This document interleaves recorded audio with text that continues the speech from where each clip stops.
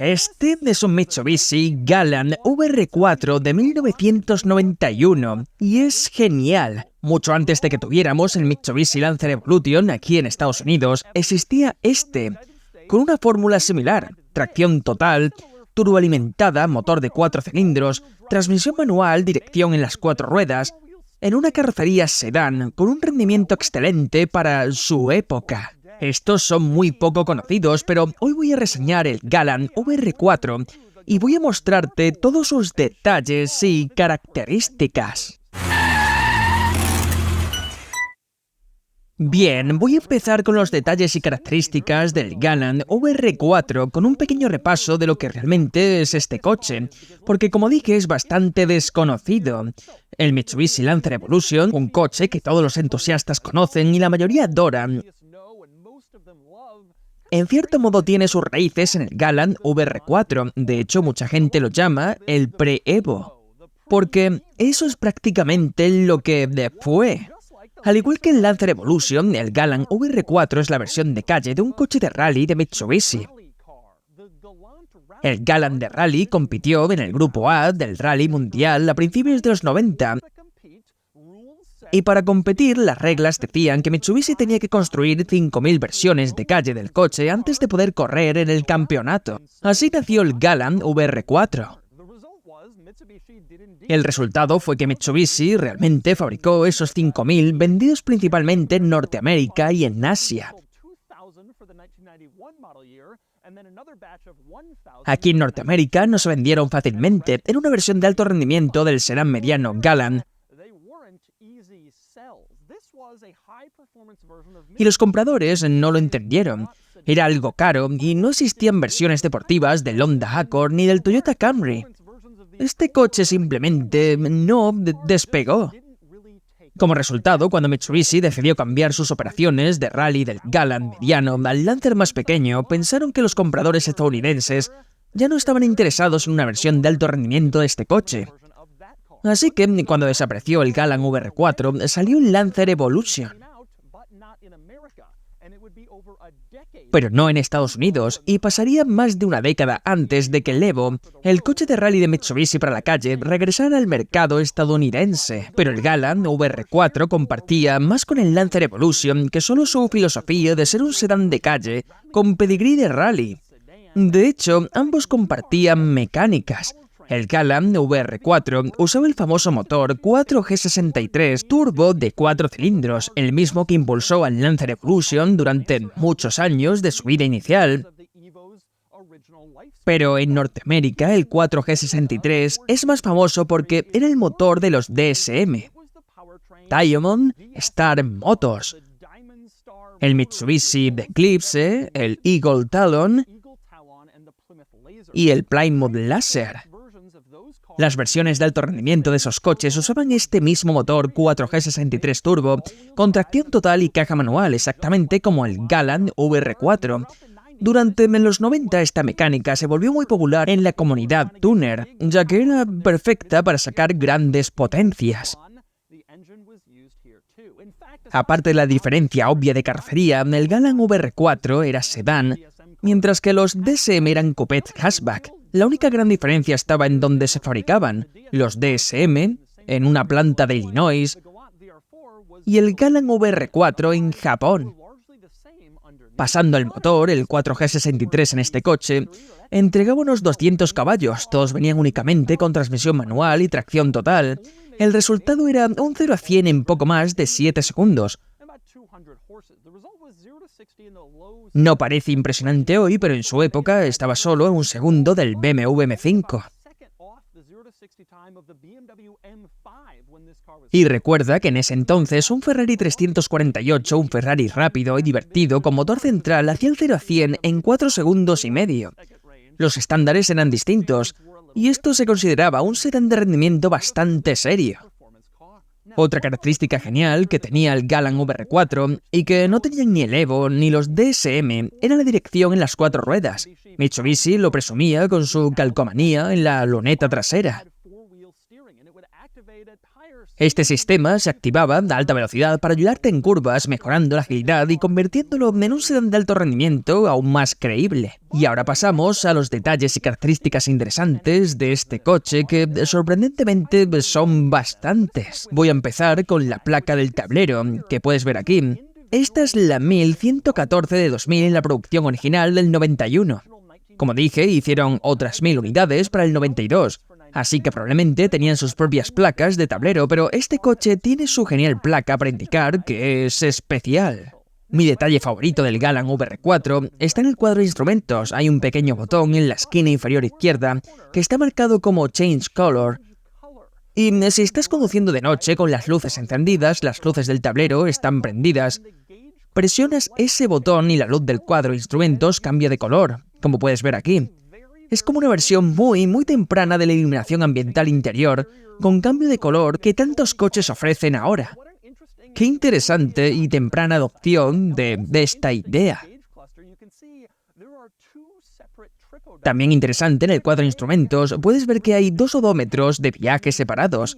Tienes el viaje A, que es de 3 dígitos y una décima, y luego el viaje B, que es de 4 dígitos, así que puedes tener como un odómetro de viaje más corto y uno más largo, y puedes reiniciarlos con esta única palanca aquí abajo. Empujas hacia adentro para reiniciar el viaje A y giras a la derecha para reiniciar el viaje B, y es muy interesante ver odómetros de viaje dobles. También interesante en el cuadro de instrumentos es que tienes un medidor de presión del turbo, lo cual no es tan inusual. Muchos coches de esta época tenían uno, pero aquí es electrónico. Puedes ver que a medida que el turbo se activa, unas pequeñas luces electrónicas se encienden en el medidor de presión para mostrarte dónde estás con tu presión de turbo. Y eso es genial y mucho más emocionante que un dial estándar y aburrido. Y hay más detalles más allá del cuadro de instrumentos. En la consola central tienes los controles del clima, que tienen algunas rarezas. Por ejemplo, puedes encender el aire acondicionado presionando este botón con un copo de nieve. O puedes presionarlo de nuevo y entonces se ilumina en un color diferente. Así que supongo que presionas para encenderlo y luego presionas para encenderlo más. Más inusual en los controles del clima es que puedes cambiar de qué lado sopla el aire, de izquierda a derecha. Este interruptor aquí realmente te permite elegir.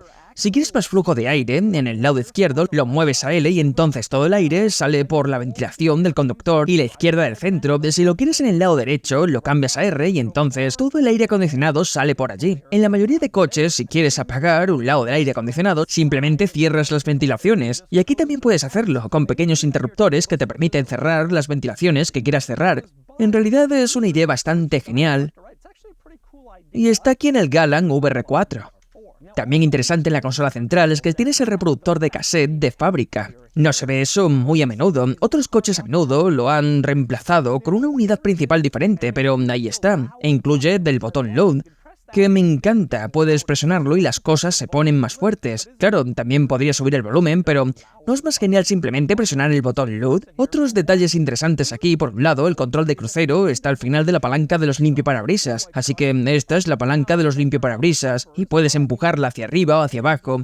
Y eso enciende los limpiaparabrisas, pero puedes girar el extremo para encender el control de crucero. Así que es una palanca multifunción, bastante interesante verlo ahí antes de que los controles de crucero pasaran al volante. También interesante los limpiaparabrisas intermitentes. En la mayoría de los coches de la época, los enciendes, ajustas un tiempo de intermitencia y hacían eso. Pero aquí son sensibles a la velocidad, así que si los tienes en el ajuste más bajo de intermitencia y vas despacio, funcionarán a una velocidad. Pero a medida que aceleras, Mitsubishi supone que más agua llega a tu parabrisas, así que los limpiaparabrisas realmente aumentan su ritmo. Esto está explicado aquí en el manual del propietario. Como puedes ver, limpiaparabrisas intermitentes, pero sensibles a la velocidad, lo cual es muy interesante, nunca había visto eso antes.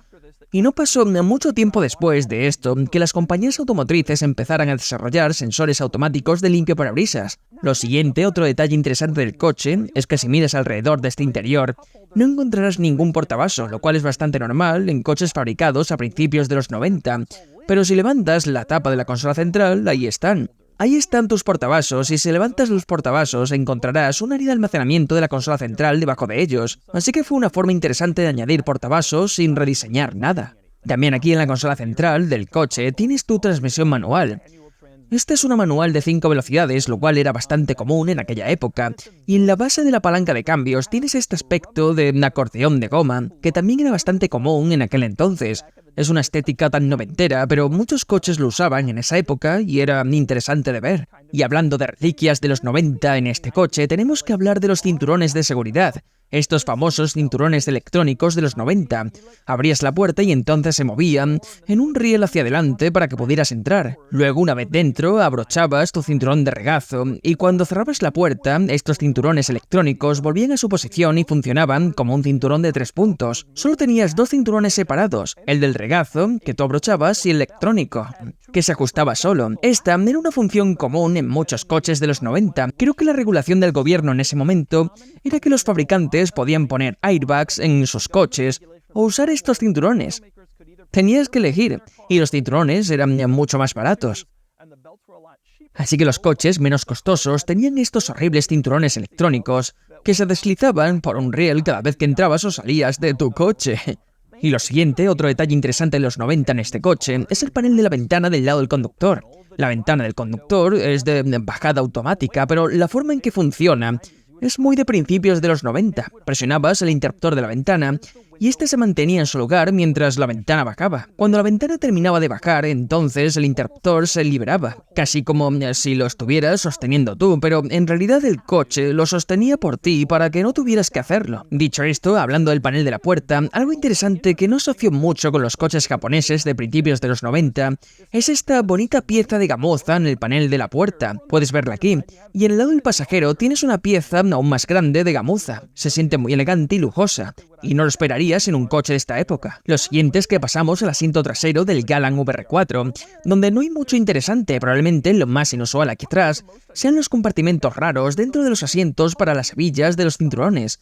Puedes verlos aquí, he visto como pequeños recortes para las hebillas, pero nunca compartimentos en los que puedes meterlas y luego viven dentro del asiento, aunque supongo que es una buena idea para evitar que se pierdan debajo del respaldo, lo cual a veces puede suceder. Aparte de eso, el asiento trasero del coche no tiene así nada interesante. Sí tienes el mismo panel de gamuza en las puertas traseras que tenías delante, lo cual es un toque lujoso agradable. Y por supuesto, no es exactamente enorme aquí atrás, aunque tampoco es realmente tan pequeño. Como dije, el Galant era el sedán mediano de Mitsubishi a principios de los 90, un competidor del Toyota Camry, el Honda Accord, así que estaba pensado para ser un coche familiar, al menos en sus versiones normales y no VR4. También es interesante en el exterior de este coche las ruedas. Me encantan absolutamente las ruedas. No las de 15 pulgadas, ni este diseño de llanta, sino el hecho de que están pintadas del color de la carrocería. Puede que te cueste verlo, pero este coche es verde y las ruedas están pintadas en verde a juego. Y eso era algo raro que ofrecían de fábrica en el Galant VR4. También podías tener las clásicas ruedas plateadas, como la mayoría de los coches, pero mi combinación favorita era un coche blanco con ruedas blancas a juego. Eso se veía tan coche rally de principios de los 90, y siempre he sentido que ese era el mejor Galant VR4. Pero verde con ruedas verdes también es bastante genial, y hace que este coche se sienta más especial. Otra mejora en el exterior del Galant VR4 fue un body kit alrededor de los bordes inferiores. No parece muy sustancial ni demasiado deportivo o emocionante, pero estaba ahí para ayudar a distinguir este coche un poco del Galant normal. Añadía faros antiniebla, un poco más de molduras para hacerlo parecer más llamativo, y el body kit del Galant VR4 también venía con un alerón del maletero, que puedes ver aquí, lo cual ayudaba a enfatizar el potencial de rendimiento del Galant VR4. Vale, conduciendo el Galant VR4. Mundialmente famoso, o al menos famoso en mi mundo. Siempre he querido reseñar uno de estos, son tremendamente difíciles de encontrar. Como dije, solo 3.000 se vendieron en Estados Unidos. Todos estos coches con los motores 4G63 fueron muy modificados, abusados, y muchos de estos ya murieron. Ni siquiera recuerdo la última vez que vi un Galant VR4, y ciertamente al azar, probablemente hace ya más de 5 años. E incluso en eventos son muy poco comunes. Están modificados y ya sabes, este coche está prácticamente de serie. Me encantaba este coche cuando era niño. Antes de meterme en la experiencia de conducción, quiero contarte una historia sobre el coche. La dueña original de este coche era una viejecita, aunque no era mayor cuando lo compró. Tuvo el coche durante 30 años y probablemente tenía 50 cuando lo adquirió, y lo conservó por muchos años. Ella quería uno verde y encontró uno nuevo en un concesionario allá por el 91, lo compró y lo guardó todo este tiempo. Y aparentemente cuando compró este coche, su esposo al mismo tiempo compró un 3000 GT VR4, que se lo robaron un poco después. Así que ella dijo, bueno, quiero quedarme con el Galant para siempre. Y así lo hizo. Hablemos de la experiencia de conducción. Es sorprendentemente ágil. No en términos de aceleración, ya llegaré a eso en un minuto, sino en cuanto a su tamaño. Creo que este coche fue rechazado un poco en la época en que salió porque era un sedán mediano, con 200 caballos, y no era tan rápido. Y además, simplemente no tenía... El Impreza era una clase de tamaño más pequeño. No se vendían los WRX, pero en sus versiones como el 323 GTX era más pequeño y este era como un mediano. Era demasiado grande en ese entonces, pero ahora miras este coche y piensas, este tamaño es más o menos perfecto. Es del tamaño de un coche compacto de hoy en día. Y entonces tiene esa sensación de coche compacto enérgico. Ya he reseñado varios coches con este motor, y fue un gran motor cuando funcionaba, pero especialmente fue un gran motor en esa época. 200 caballos en un Eclipse GSX. Eso era grande. En este coche es un poco menos impresionante, un 0 a 100 en poco más de 7 segundos y sinceramente, por los estándares modernos, este coche se siente realmente rápido. Es encantador, es genial, pero no lo llamaría rápido según los estándares de hoy, de los vehículos de hoy. Ahora bien, dicho eso, sigo encontrándolo encantador y estaba hablando con el dueño creo que dimos con un punto muy importante, que es que ninguno de estos coches se siente rápido hoy en día. Ningún coche de los 90, incluso Ferraris, son más sobre la experiencia, la nostalgia, la sensación vintage, y creo que esa es la parte genial de este coche. La gente va a ver el vídeo y va a decir, un 4G63 sin modificar, qué estúpido, hay que hacerle un par de cosas. Creo que la tendencia general va en otra dirección. La gente quiere estos coches sin modificar, quieren usarlos como los usaban cuando eran niños.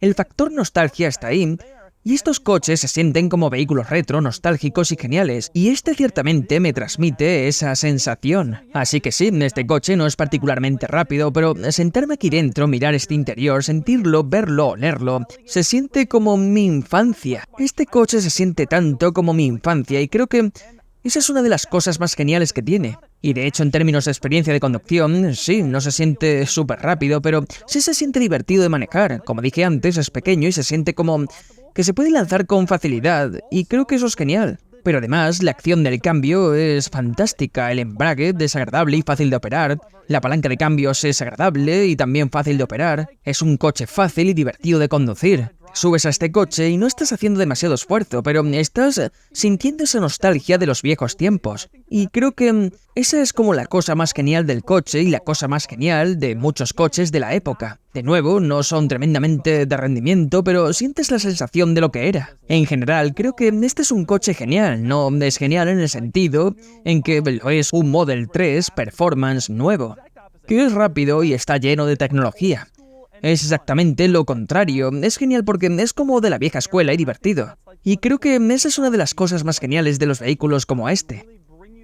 Si están de serie además, te llevan de vuelta a un tiempo diferente. Y este lo hace muy bien, es divertido poder manejar este coche y disfrutar de un Galant VR4 original.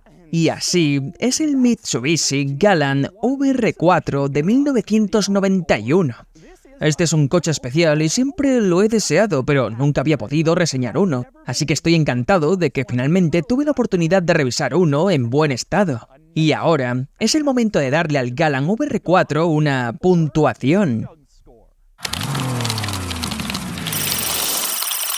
Y la puntuación es de 44 de 100. Hay mucho que me gusta en el Galant VR4, incluyendo la tracción en las 4 ruedas, una transmisión manual y una aceleración razonablemente fuerte con buen manejo, pero también sufre de un interior de finales de los 80 y principios de los 90 que no ha envejecido bien, con una abundancia de plástico barato y el hecho de que el suministro de repuestos se está agotando. Aún así, me gusta mucho este coche y encontrar uno de serie para reseñarlo fue una gran victoria. Este fue un icono de mi infancia y estoy encantado de haber pasado tiempo con él.